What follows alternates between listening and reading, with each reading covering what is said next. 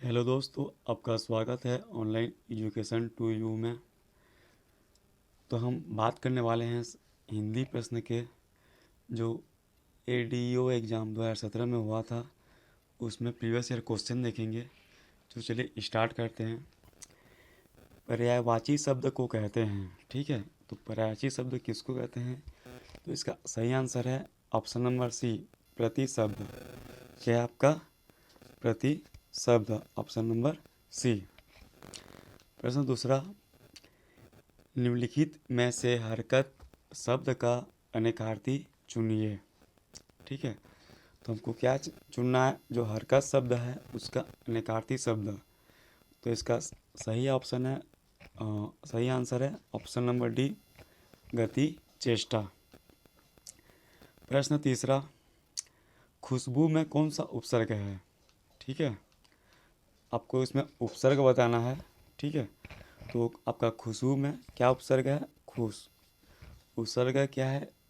जो शब्द के पहले जुड़ते हैं। प्रश्न 4,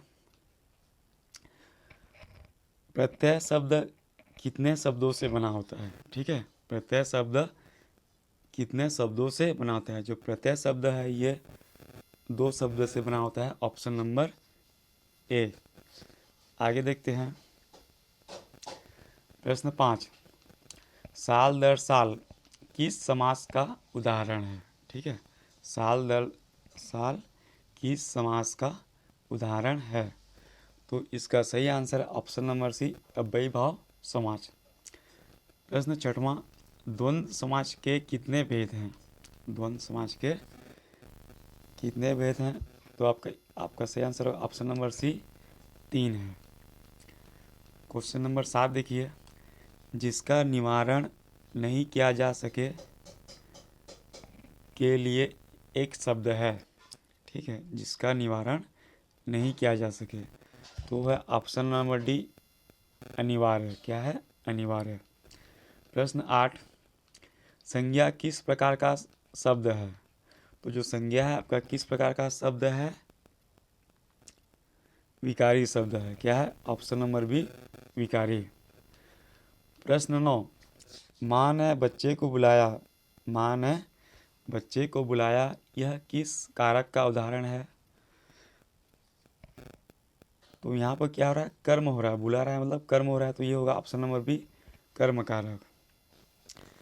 प्रश्न 10वां, नीचवाचक सर्वनाम का प्रयोग नीचे किस वाक्य में हुआ है?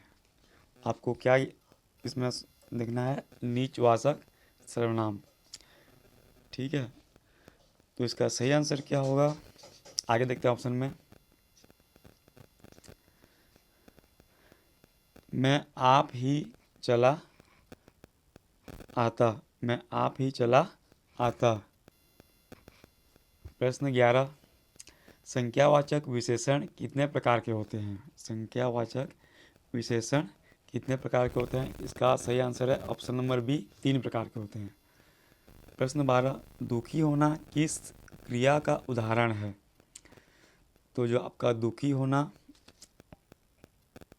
नामबोधक क्रिया, ऑप्शन नंबर सी। जीवन में वाक्य का महत्व है।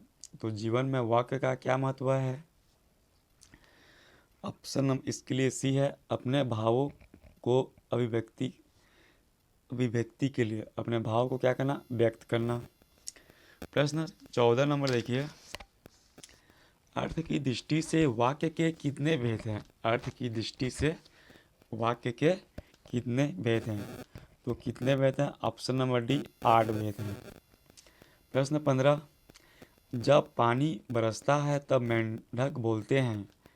इस वाक्य में पानी बरसता है क्या है? ठीक है, तो पानी बरसता है क्या है? तो ये देखिए, पानी बरसना उसकी विशेषता बता रहा है ना, उस क्रिया की विशेषता बता रहा है। तो क्या होगा? ऑप्शन नंबर डी, क्रिया विशेषण उपवाक्य। क्वेश्चन नंबर 16 में देखिए, वाक्य में पदक्रम है, ठीक है। वाक्य में पदक्रम का सबसे साधारण नियम है। ये आपका होगा पदक्रम।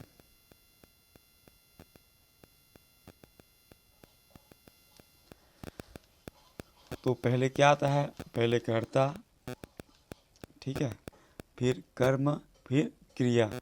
ऑप्शन नंबर ए सही है। प्रश्न 17, निम्नलिखित वाक्यों में से कौन सा मिश्र वाक्य है। ठीक है, आपको इसमें मिश्र वाक्य की पहचान करना है। जो ऑप्शन नंबर बी है, वह कौन सा मनुष्य है जिसने महाप्रतापी राजा भोज का नाम न सुना हो। तो ऑप्शन नंबर बी। घड़ों पानी पड़ जाना मुहावरे का सही अर्थ है। क्या है, घड़ों पानी पड़ जाना। तो इसका ऑप्शन नंबर सी। क्या है, अत्यंत लज्जित होना, अत्यंत लज्जित होना।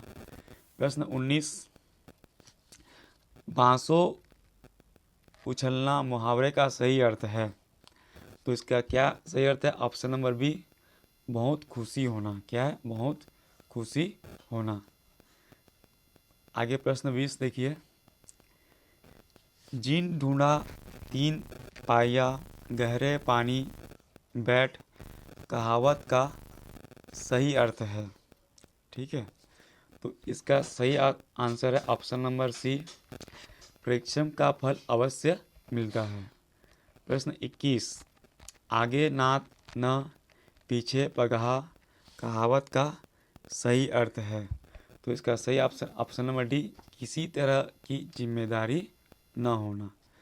प्रश्न 22, वास्तविक मूल्य से अधिक लिया जाने वाला शुल्क के लिए सही शब्द है। तो क्या है वो, ऑप्शन नंबर बी, अधिशुल्क। क्या है, अधिशुल्क। प्रश्न 23, निम्नलिखित में से मूल स्वर के समूह को चिन्हित कीजिए।